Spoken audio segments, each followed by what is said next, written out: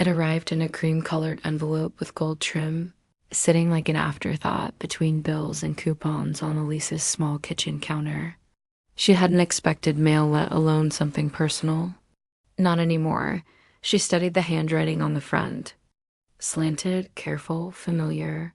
Inside was a card, thick, heavy stock, the kind used for weddings or retirements. Her name printed in bold above the words. The Whitman family reunion, celebrating 40 years of roots and legacy, roots and legacy.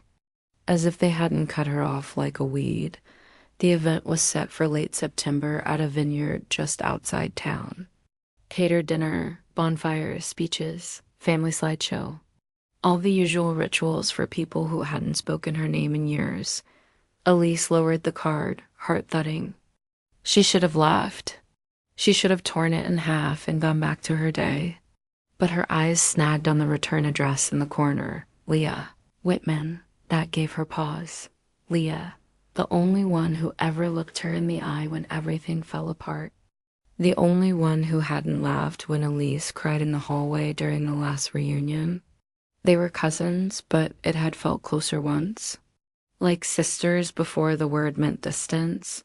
Elise sat down, fingers curling around the edge of the invitation. She hadn't seen her family in 12 years. No calls. No birthday wishes. No, "Are you okay?" When she slipped away without explanation, she remembered how easy it was, disappearing. One bus ride, a cheap apartment with thin walls, a job that paid just enough to keep her alive and invisible. No one came looking. No one asked why she left. They just adjusted like she'd never mattered in the first place. And now this, a celebration of legacy. As if legacy had anything to do with her, she placed the invitation on the table and stepped away.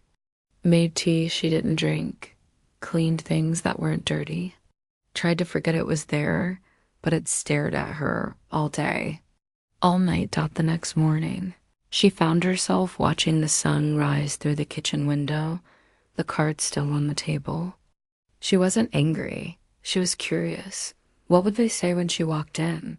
Would they pretend nothing happened? Would they act surprised she showed up, as if she hadn't been family all along? She thought of Leah's name on the envelope, the quiet kindness in her voice, the tissue she'd handed over so many years ago without asking a single question. Maybe. Leah remembered. Maybe she still cared. Elise didn't want revenge. Not exactly, but she wanted something real, a moment, an answer. Maybe even a crack in the polished surface that held her family together like a lie. She picked up the card again, read it slowly, committed it to memory. Then she walked to her bedroom, pulled out a small, worn suitcase from under the bed, and unzipped it. Inside were a few folded clothes, a copy of her favorite novel, and a leather-bound notebook with blank pages. She had never unpacked it. She didn't need to. Some part of her always knew she might go back, not for them, but for herself, not for forgiveness. But to finally speak her own truth in the room that once made her silent. The vineyard looked like a postcard rows of vines stretching toward a horizon, blushing with late summer sun. White tents fluttering gently in the breeze. From a distance, it almost felt like a wedding. Up close, it felt like a stage. And Elise, clutching her invitation, felt like an actress walking into a play she didn't audition for. She paused at the edge of the parking lot, smoothing her dress, studying her breathing. She had pictured this moment a dozen ways, but none of them felt as strange as the reality. The same gravel underfoot, the same smell of grilled food, the same hum of voices rising in practiced cheer. Time had passed, but the atmosphere hadn't aged a day. As she approached the tent, heads began to turn. Familiar faces, familiar eyes, familiar silence. For a flicker of a moment, she wondered if she'd hallucinated the invitation. If she was a ghost haunting their party, then someone waved half-heartedly. "Oh," a voice called. "You're here." It was Aunt Linda, holding a glass of wine like a prop, her smile brittle as sugar. Elise remembered that smile, how it never reached her eyes. The woman swept forward and air kissed her cheek. Well, this is a surprise. Elise nodded politely. Hello, Aunt Linda. The greeting was followed by a chorus of awkward welcomes. Cousins she hadn't spoken to in years nodded without meeting her gaze. Uncles lifted their chins in vague acknowledgement. A few muttered, "Wow, long time," without following up. No one said, "We missed you." The tent buzzed with surface-level chatter. Talk of jobs, children, new cars, vacation homes. People bragged and gossiped in the same breath. Elise stood at the edge of it all, a glass of water in hand. Trying to anchor herself, she scanned the crowd for Leah but didn't see her. Instead, she caught snatches of whispers behind napkins. She looks different, thinner. Is she still single? They didn't whisper kindly. They whispered like she was an exhibit. She recognized the tone. It was the same tone they used when she left, more curiosity than concern, more gossip than grief. She took a deep breath and reminded herself, you're not 17 anymore. You're not trapped. You can walk out whenever you want. The buffet opened. Plates clattered. People moved like a school of fish, laughing too loudly, touching each other's elbows like old friends. Elise took a seat at an empty table and let the noise wash over her. Then she heard it. Remember how emotional she used to get? A male cousin joked nearby, always crying about something. She was so sensitive, someone else chimed in. Like a porcelain doll. Laughter rippled around the table. Elise's throat tightened. She stared at her fork. Her palms went damp. A third voice, Aunt Linda again, high and dismissive, said, I hope she's gotten over that by now. The group chuckled. It was the kind of laughter that carried history. It wasn't cruel on the surface. It was worse than cruel. It was casual. Elise felt the burn behind her eyes. She tried to blink it back. She had promised herself she wouldn't cry here, not in front of them.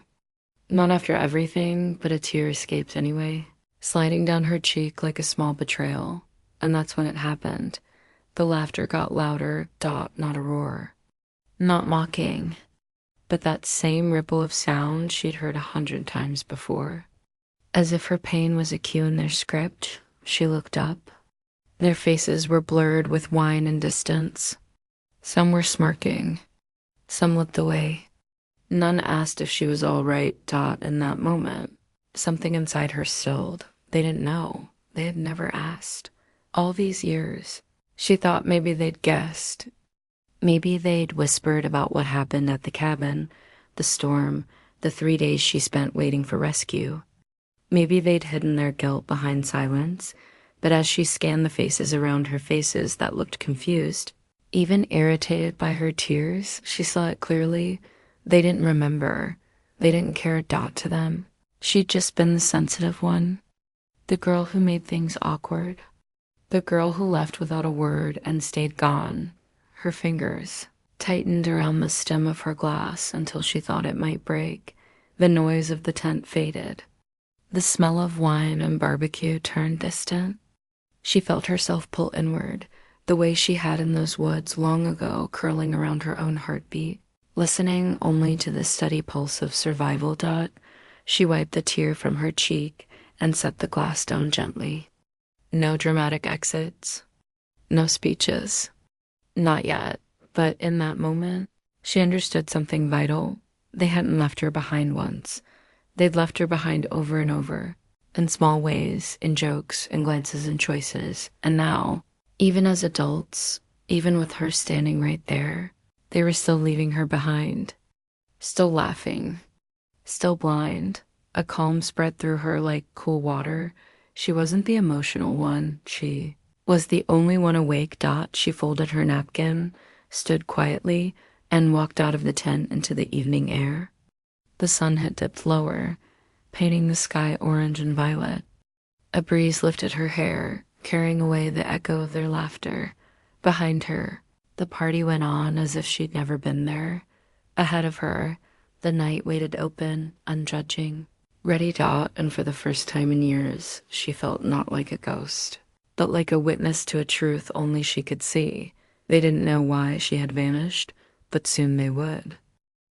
The lake had always been Elise's favorite place, or at least it used to be. Back when she was a child and believed family meant safety, the cabin tucked deep in the woods had felt like magic, with its creaky deck, the smell of pine needles, and the shimmer of water and late afternoon sun. They came every summer like a ritual. Long weekends with too many bodies crammed into too few rooms, mosquito bites, grilled corn, and endless card games. That summer, the summer she turned 17, started no differently. She remembered it clearly, like a page that never stopped turning. The family had rented 2 cabins side by side, filled to the brim with aunts, uncles, and cousins shouting over one another. Her parents were busy unpacking. Elise had volunteered to take the trash out to the main dumpster, a 10-minute walk through the trail behind the property. It wasn't a big deal. She needed the quiet.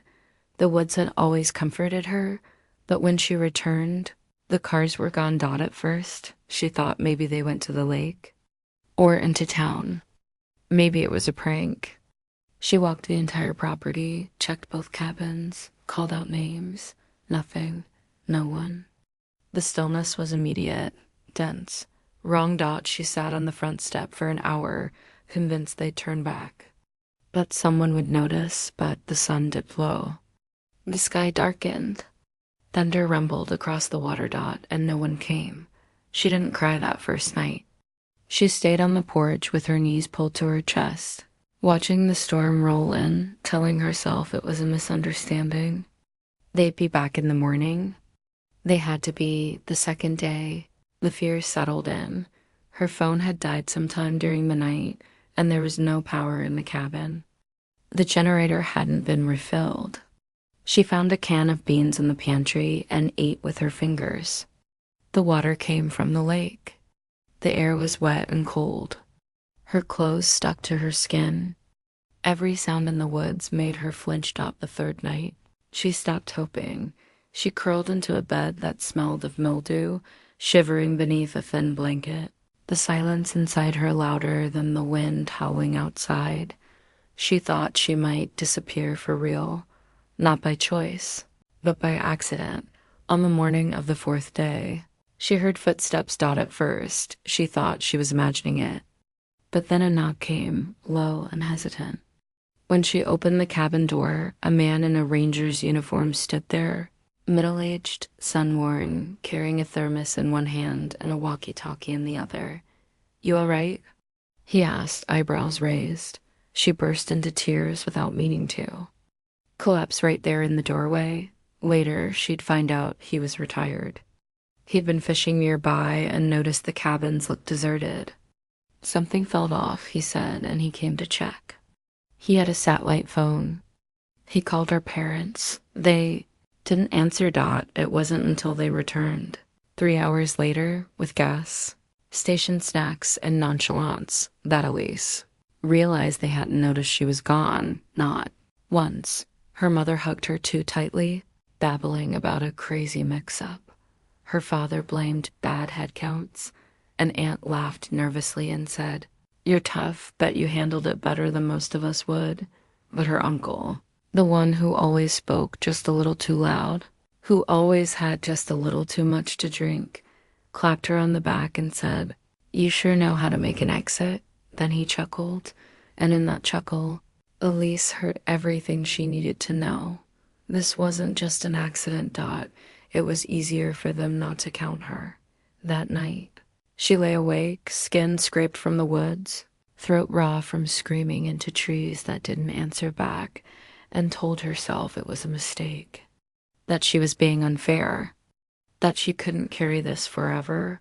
But the truth had already taken root. No one came looking, not until it was almost too late, and when she came back, they didn't ask how she felt. They didn't hold her while she cried or sit in silence while she tried to explain what it felt like to be left behind like an empty soda can. They dismissed it, laughed it off, pretended it was a funny story for next year's gathering. So Elise didn't talk about it again. Not with them. Not with anyone. She filed it away into the quiet place where the rest of her pain lived. The next summer, when the invite came again, she didn't respond. By the following year, they stopped asking. She disappeared, quietly, completely, and they let her. After the lake cabin, Elise didn't disappear all at once. She came home, scraped and shaken, but still trying to fit back into the life they insisted was normal. Her mother made her favorite meal that night, store-bought lasagna, as if food could smooth over the crack that had split the floor beneath her feet. "See?" her father said with a grin, lifting his glass. "All's well that ends well." Elise nodded, silent. What could she say? That she hadn't slept properly in 3 nights. That she'd heard coyotes howling just beyond the cabin walls and thought she might die. That when she saw the ranger's face, she thought she was hallucinating. Her mother handed her a plate and added, "You're lucky you're fine." Lucky. That word clanged like metal in Elise's ears. She picked at the noodles and said nothing. At night, the house didn't feel like home anymore. It felt like a place where the walls had ears but no heart. She would lie in bed, wide-eyed and rigid, the darkness pressing down like water. Her room no longer protected her, it trapped her. Every time a door creaked or wind brushed against the window, her body went taut with panic. Sometimes she'd dream she was still in the woods. Except this time no one ever came. School wasn't any better. Word had gotten out that she freaked out at the lake. A few cousins had told their versions of the story. Elise the drama queen. Elise the sensitive one. Elise who couldn't handle a little mix-up.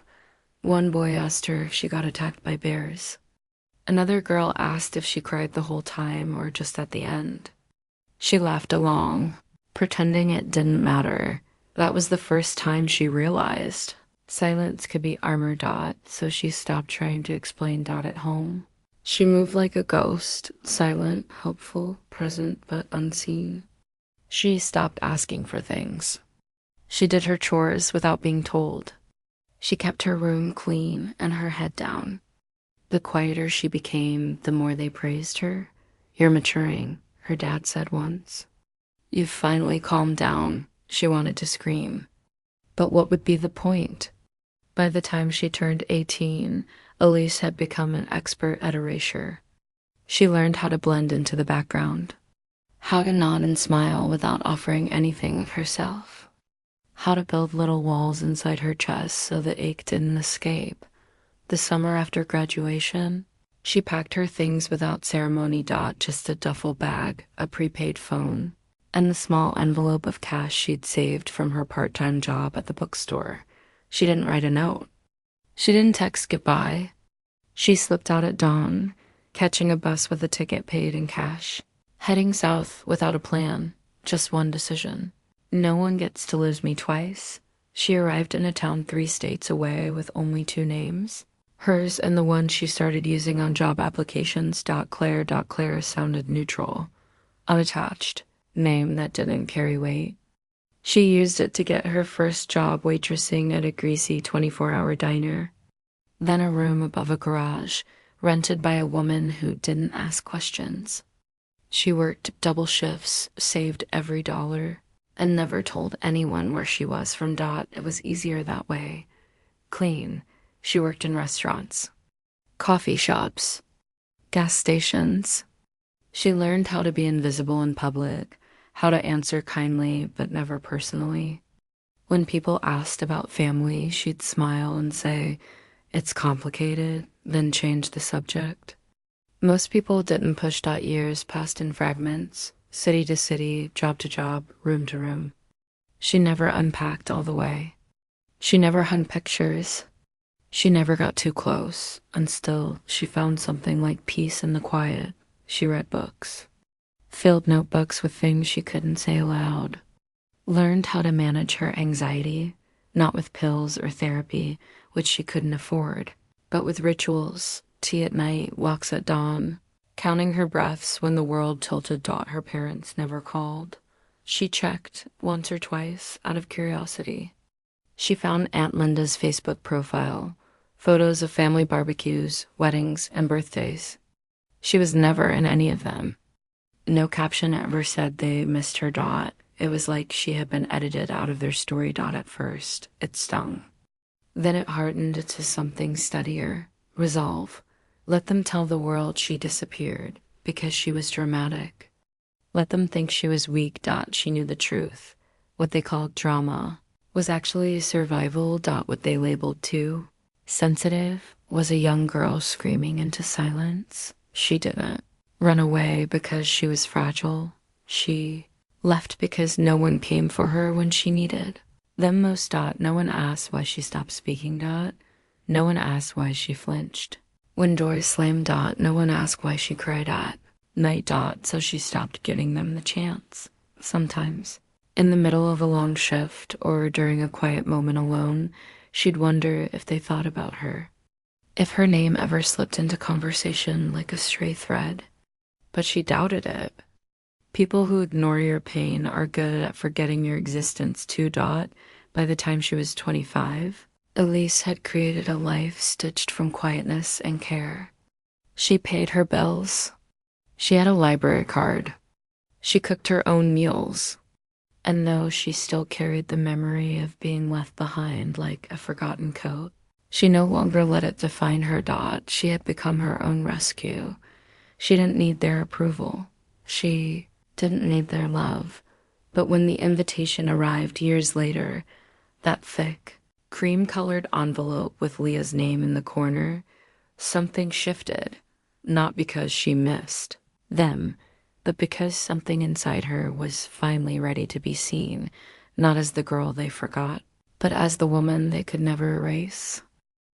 Dinner was served buffet style, but Elise noticed how the seating arrangements hadn't changed much since she was a teenager.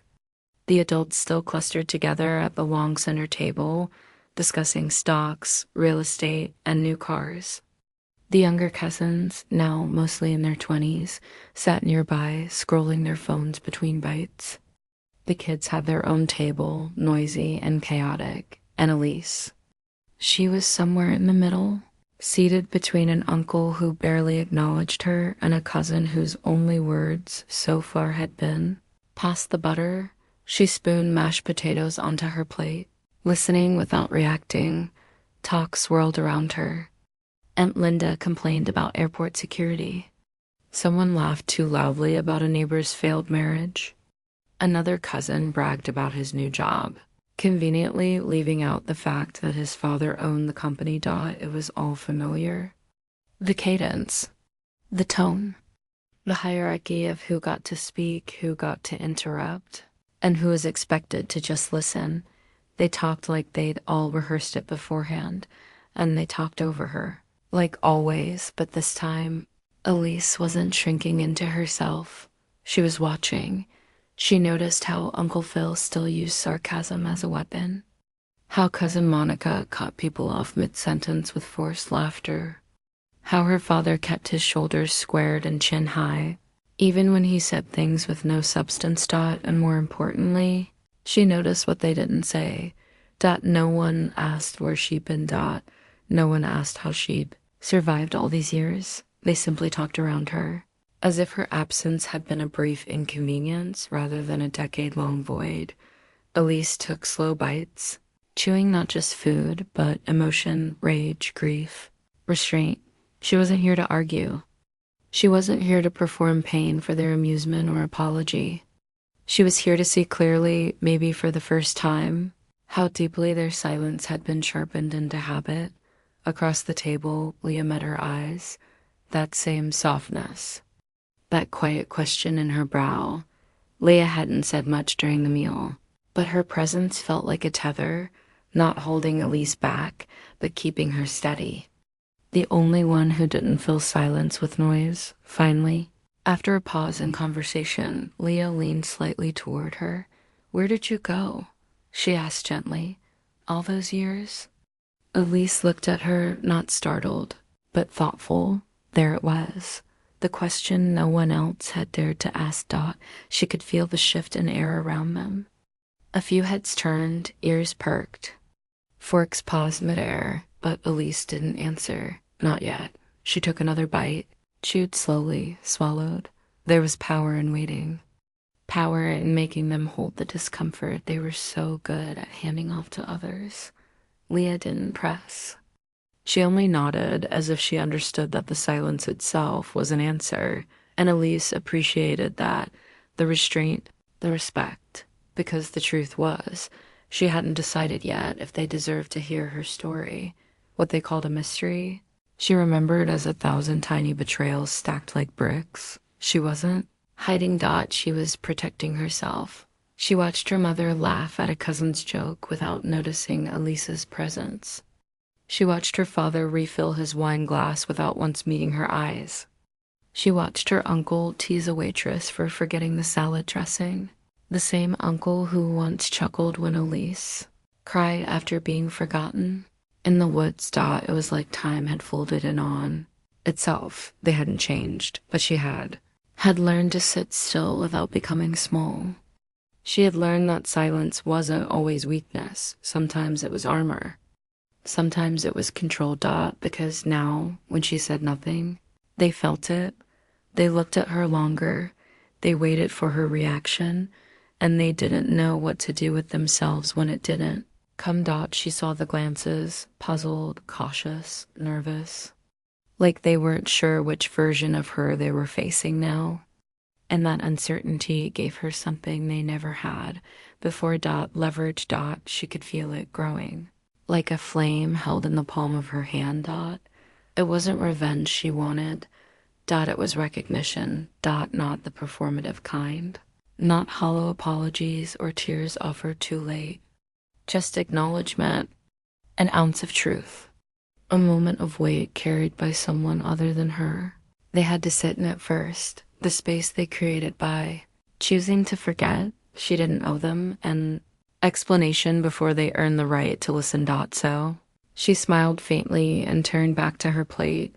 Across from her, Leah smiled too. Dot, it wasn't a smile of victory. Dot, it was one of quiet understanding. Dot, and in that moment, Elise felt seen, truly seen, for the first time since she was 17. Dot, the dinner went on, the voices rising and falling, the jokes continuing, but something had shifted. The silence at Elise's end of the table wasn't empty anymore. Dot, it was full of tension. Dot, and truth. The reunion had wound down by the time Elise stepped outside. The fire pit crackled lazily, sending up the occasional spark. Distant laughter drifted from the main tent, but the night had mostly turned to quiet. Stars blinked overhead, indifferent and soft. Elise stood near the edge of the vineyard, arms crossed against the cool air, when she heard footsteps approaching behind her, careful, hesitant. Dot, she turned. Dot, it was Leah. She held something in both hands. A small square box wrapped in faded floral tissue paper, the kind that looked like it had been folded and refolded 100 times. I meant to give this to you earlier, Leah said gently, but I wasn't sure if I should. Elise blinked. What is it? Leah extended the box. It's from Grandma June. She left it with me before she passed. Told me to give it to you if you ever came back. Elise's breath caught. June. Her grandmother. She hadn't thought about her in years, not properly. June had always been the quiet observer, the one who sat in the rocking chair with her knitting, watching the chaos of the family unfold with something between amusement and disappointment. She didn't say much, but when she did, it meant something. Elise accepted the box with careful fingers. The tissue crinkled as she peeled it back, revealing a yellowed envelope sealed with tape. Her name was written across the front in cursive, not Claire. Not a nickname, just Elise. She opened it slowly. The paper inside was lined, the ink slightly faded. Her grandmother's handwriting curved gently across the page, soft and certain. My dear Elise, if you're reading this, then you've returned, and I'm gone. There are things I should have said to you years ago, but I didn't. I stayed quiet, like so many others. And for that, I am sorry. Elise's throat tightened. She kept reading, each word pressing into the spaces she'd learned to close off. I always knew what happened at the cabin. I saw your face when you came back, pale, brittle, changed. I asked your mother about it, and she brushed it off. Said you were being dramatic. That phrase has haunted me for years. Her hands trembled.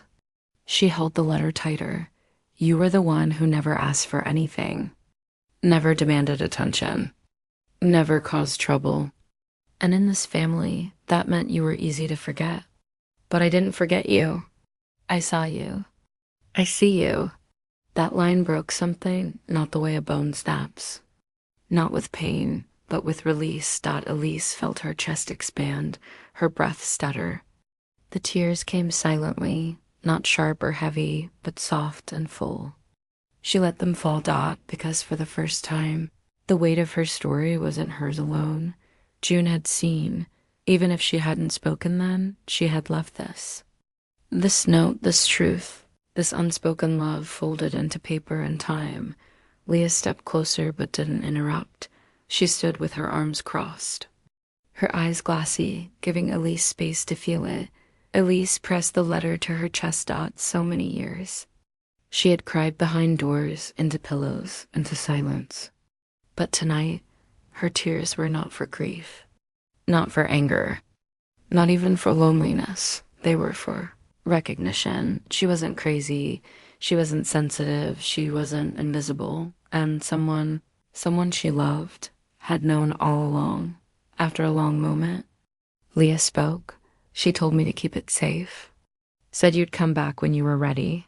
Elise nodded, unable to speak. She didn't say what it was, Leah added, just that it was a key. Elise turned to look at her. A key to what? Leah gave a small shrug. That part's for you to figure out. Elise looked down at the letter again. The paper was trembling in her hands, catching the moonlight. Maybe it didn't open a literal door. Maybe it never would. But it had already unlocked something else. A door inside her. One that had been locked since the day she stopped being a daughter and started being a survivor.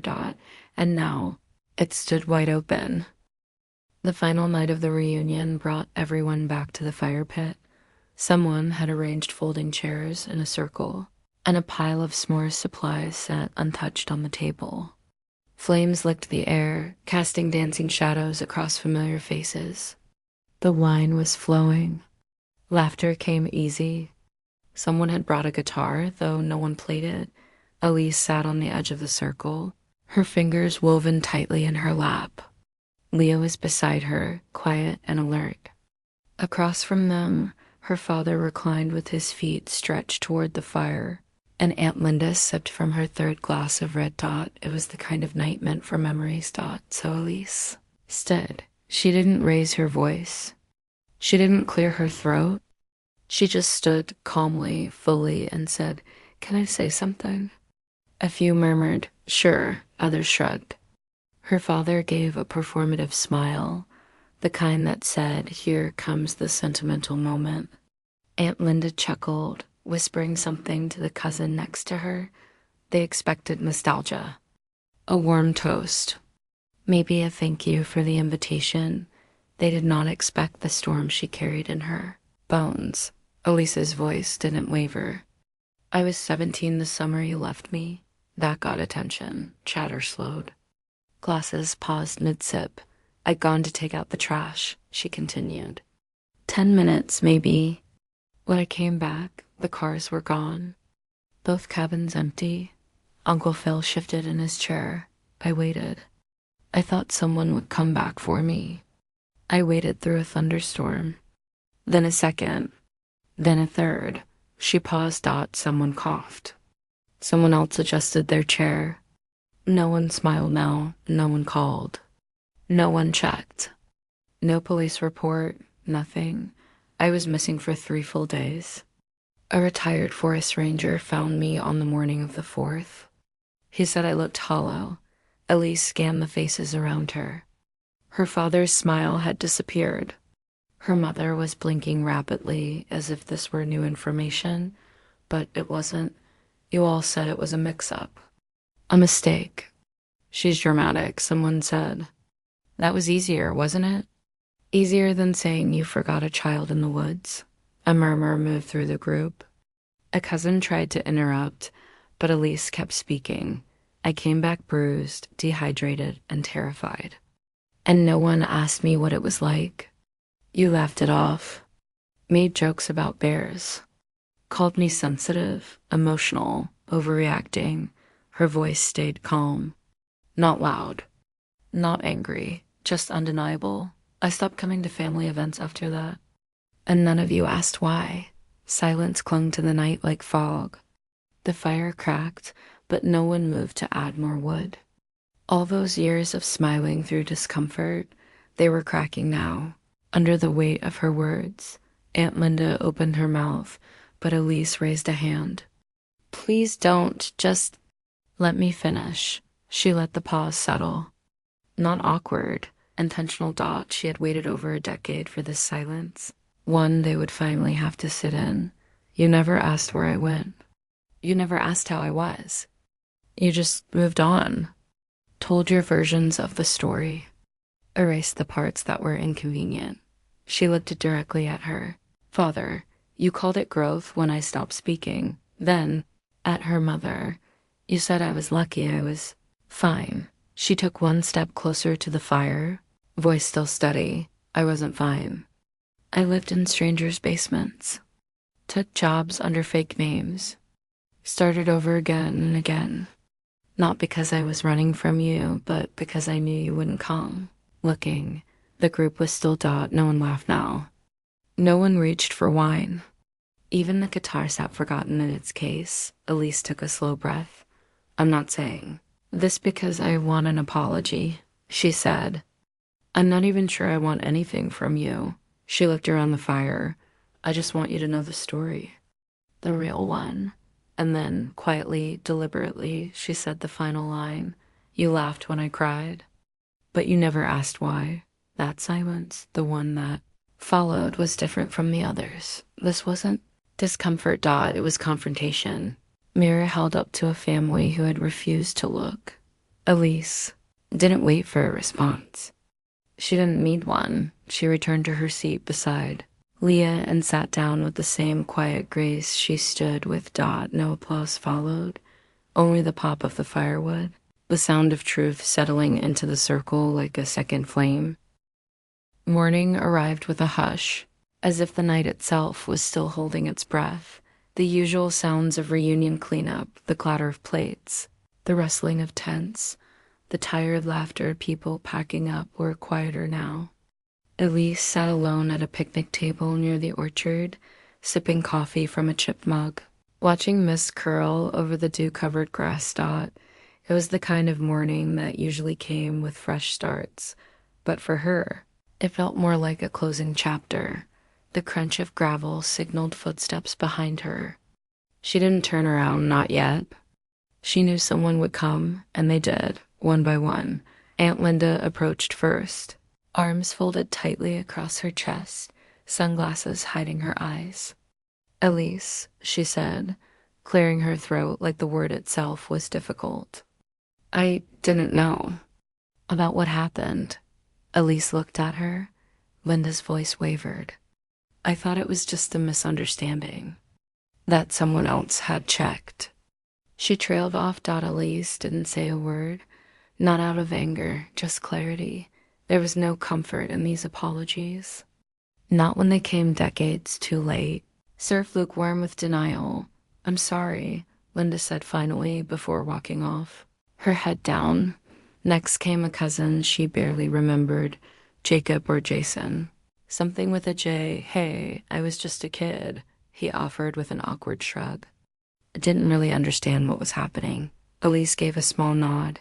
He waited, probably expecting a smile, some sign of release. It didn't come. Then her father approached. This time, Elise looked directly at him. He hadn't said a word to her after the bonfire. Not a glance. Not a gesture. Now he stood with his hands in his pockets. The same posture he'd used her whole life when pretending something didn't bother him.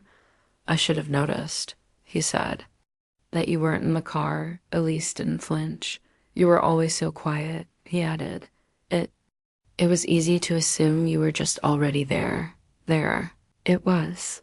The excuse dressed as an explanation. She let it sit between them. You're right, she said simply. He blinked. What? You should have noticed. He shifted uncomfortably.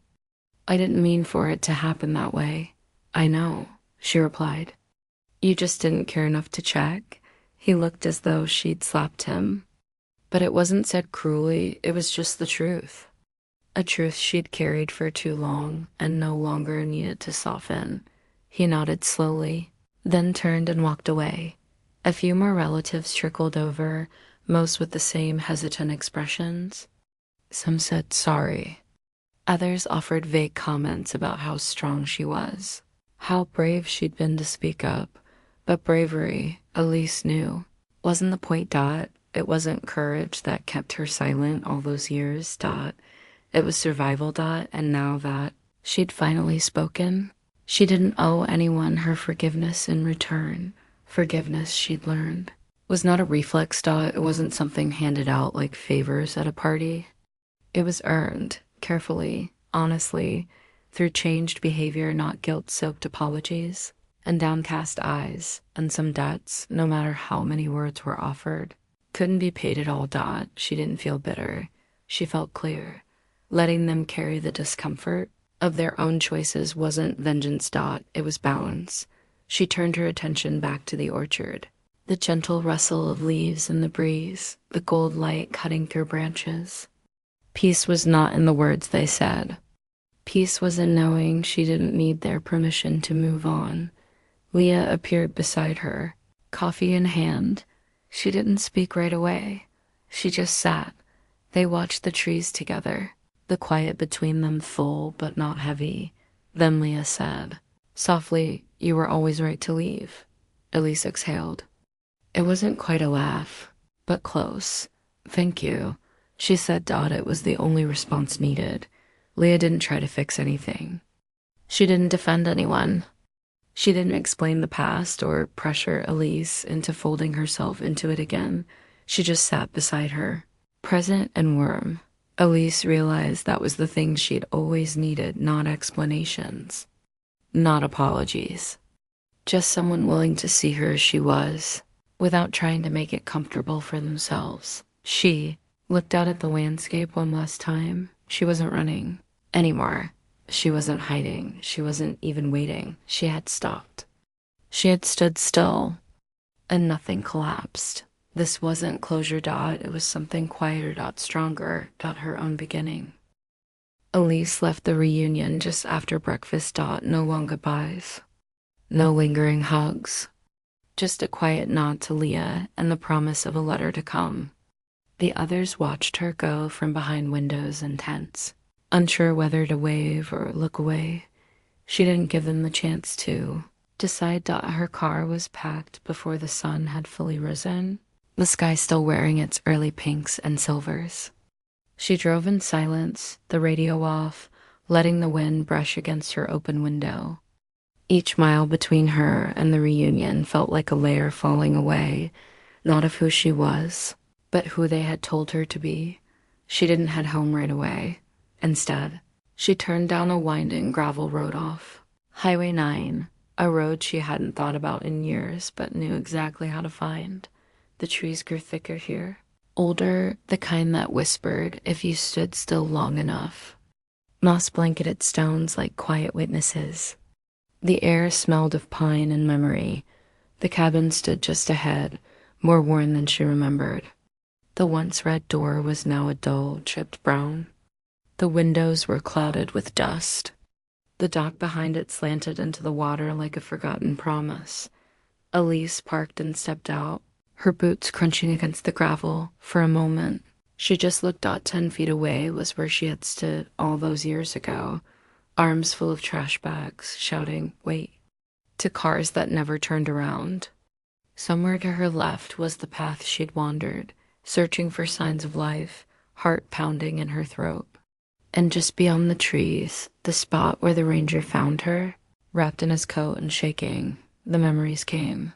But they didn't drown her. They didn't even sting. She walked the path slowly, the one between the cabin and the lake. Leaves brushed her shoulders. Roots twisted underfoot, but she stepped with ease. The woods were no longer something to fear. They were just trees now, not traps stopped by the lake. She paused. The dock groaned under her weight as she stepped onto it. One board cracked, but it held. She sat at the edge, legs dangling over the water, the sunlight breaking into ripples across its surface. Thought it was quiet, not the terrifying silence she remembered, the kind that echoed. Loneliness, but a different kind. A clean kind. She pulled a small leather notebook from her bag. No title on the front, just blank pages waiting. And she wrote, not to relive the pain, not to rewrite what happened, but to claim it. She wrote about the storm, the 3 days alone, the sound of her own voice calling out to no one. She wrote about the moment she realized no one was coming, and the moment she stopped waiting. She wrote about the fire pit, and the people who looked her in the eye and still said nothing. She wrote about Leah, about the letter, about the way healing feels less like a wound closing and more like building something in its place. She didn't cry, she didn't rage. She wrote with the calm of someone who had walked through fire barefoot and learned the difference between burning and becoming. Cabin hadn't broken her. It had cracked open the shell of obedience, of silence, of self-blame she'd been taught to wear. It had exposed something fierce inside her, not loud, not cruel, but uncheckable. She had survived nature, yes, but more than that, she had survived neglect. Kind of abandonment that doesn't leave bruises, but stains the soul. And she was done, pretending it hadn't happened, done disappearing, so others could stay comfortable, done waiting for someone else to validate her. Experience. She closed the notebook and held it to her chest. The trees rustled like applause. She stood and looked one last time at the water, the dock, the cabin. Then she whispered aloud, not to anyone in particular, but to herself, to the girl she had been, to the woman she had become. I'm still here, not hidden, not lost, not seen. The memoir arrived quietly. No viral campaign, no splashy book deal, just a soft cover with a foggy lakeside photo on the front. Her name written in crisp, clean type, Elise, her real name. Not the pen name she used for essays and freelance pieces. Not the aliases she scribbled on motel forms. Just her unhidden. The title was simple. 3 days. Bookstores shelved it in the memoir section, between war stories and celebrity confessions. But Elise knew what it really was, a letter. To the past. To herself. To anyone who had ever been left behind and told to stop making it a big deal. At first, she didn't expect much. She thought maybe a few dozen people would read it. Maybe a handful would understand. But within weeks, the book began quietly climbing. Shared between sisters, passed along in therapy groups, quoted on social media by women who had never met her, but knew exactly what it felt like to scream in silence. The reviews didn't scream either. They whispered, haunting and healing. One critic wrote, like standing barefoot in the truth, said another. A memoir that doesn't ask for your pity. It earns your respect. At the first book signing, a woman in her 50s clutched Elise's hands with trembling fingers. I thought it was just me, she said. Another woman brought her teenage daughter, who had underlined entire pages. She finally found language for something she's carried, the mother whispered. Elise smiled at them all. Signed every book with the same words. You were never invisible, but not everyone responded. With kindness. Her uncle sent a terse email. Interesting interpretation of events, it read. Nothing more. A cousin tagged her on Facebook with a passive-aggressive post. Some people will say anything for attention. She didn't reply, and then there was her father, who left a voicemail. Elise never returned. Your mother's upset, he said. You could have warned us. But she hadn't written the book for warning. She had written it for truth. The family reunion hadn't broken her. It had released her. She hadn't expected it. That the act of telling her story plainly, without bitterness, without embellishment, had cracked something open in the world. People came to her not for spectacle, but for permission.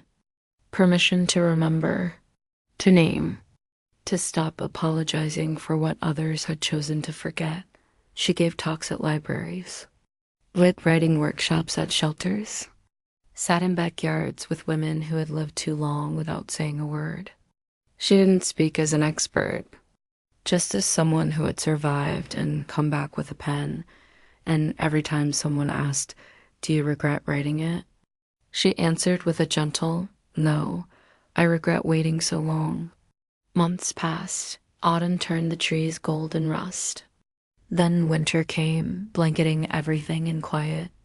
Elise spent most of her time at the small rental cottage by the woods, sipping coffee by the window, watching deer move through the snow. She wrote new essays, new chapters, but 3 days remained the center of her world, not because it made her known, but because it made her whole. Sometimes she still got letters from relatives. Some were kind, some were defensive. Some didn't mention the book at all, just asked how she was, as if trying to pick up a conversation they'd never started. But she didn't write for them. She never had. She had written for the girl who sat on the dock alone, legs curled to her chest, rain soaking her hair as the sky refused to answer back.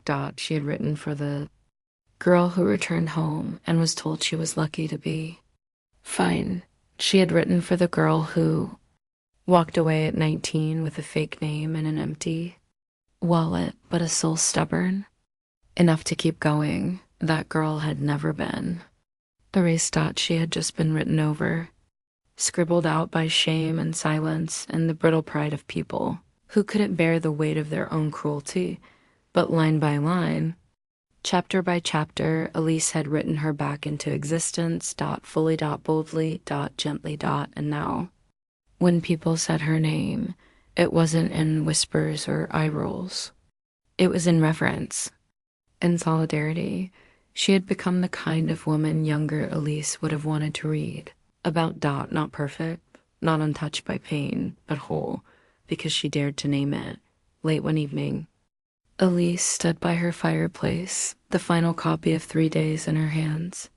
She placed it beside a small framed photograph of the cabin lake, the same image from the book's cover.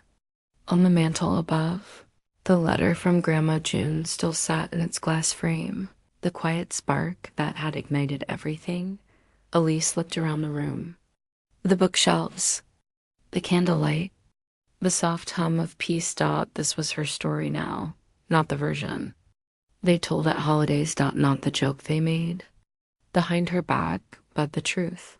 The one they couldn't laugh away, the one they couldn't rewrite, the one they couldn't erase, because she wasn't missing anymore. She was becoming